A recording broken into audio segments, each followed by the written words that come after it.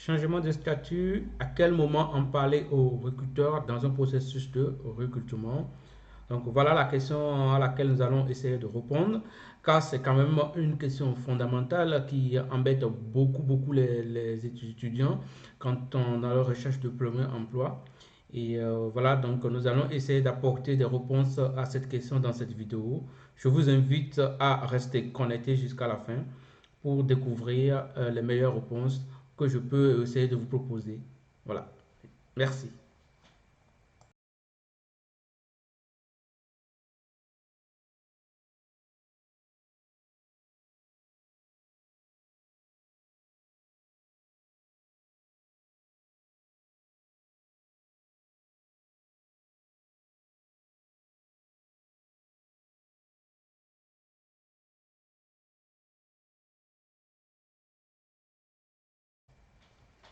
Salut à toi, ici c'est Odilus NPB, le combattant 5 étoiles. Bienvenue sur ma chaîne d'astuces et solutions pour réussir. Donc si c'est pour la première fois que vous êtes sur notre chaîne, n'hésitez donc pas à vous abonner, à activer la petite cloche pour recevoir nos vidéos. L'idée quand même c'est de permettre à ceux qui n'ont pas l'information de pouvoir la voir et en le partageant, en le diffusant au maximum, ça pourra toucher un maximum de personnes et aider beaucoup de personnes à pouvoir résoudre leurs problèmes. Et généralement, les problèmes que nous abordons dans nos vidéos sont des problèmes courants que nous rencontrons souvent quand après avoir fini nos études ou des problèmes que nous pouvons rencontrer pendant nos études.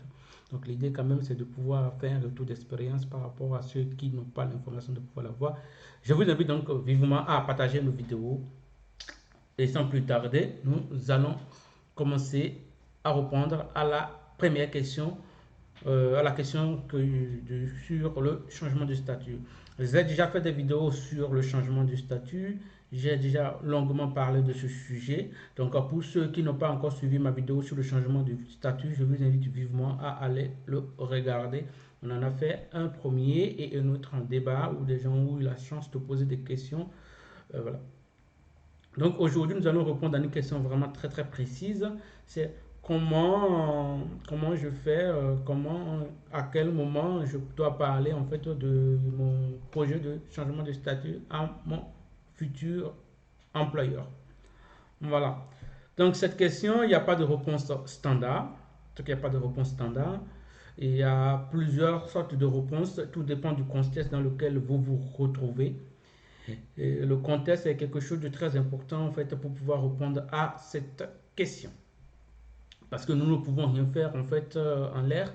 C'est le contexte qui va nous permettre de définir à quel moment nous pourrions en parler.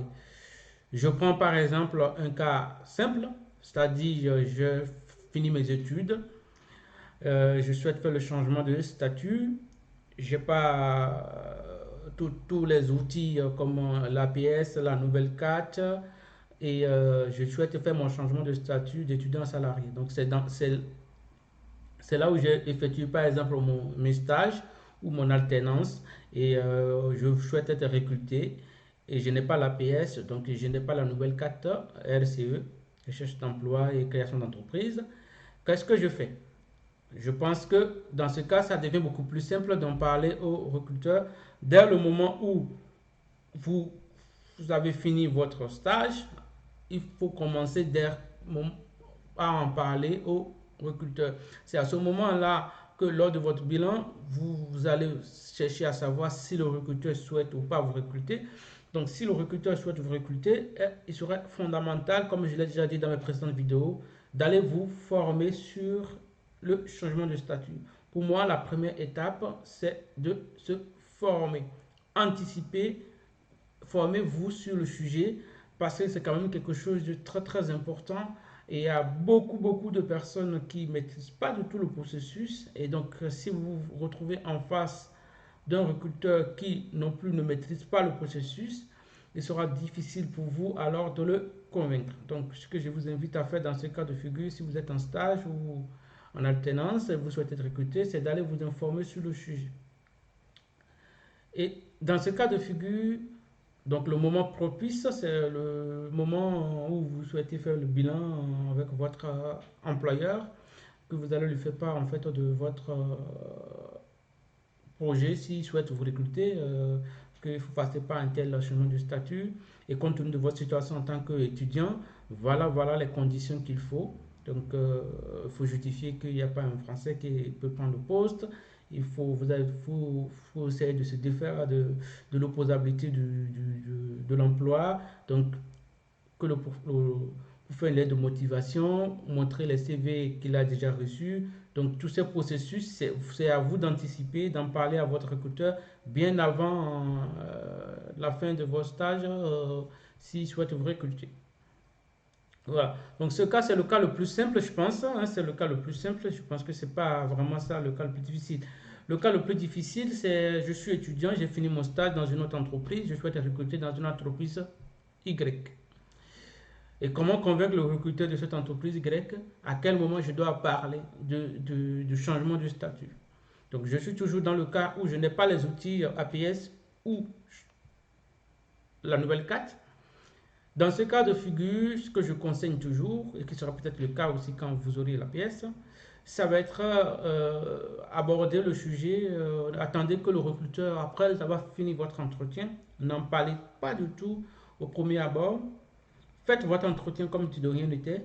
Le recruteur, voyant que vous êtes étudiant étranger, va certainement vous poser la question de savoir pourquoi est-ce que, voilà, comment ça se passe à ce niveau. Si le recruteur est le premier à aborder le sujet, alors là, ça c'est très très intéressant.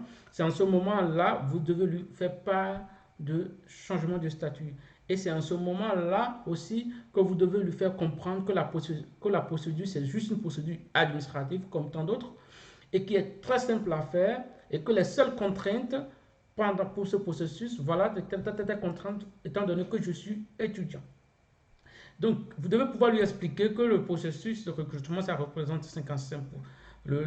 La taxe à payer représente 55% du salaire mensuel brut.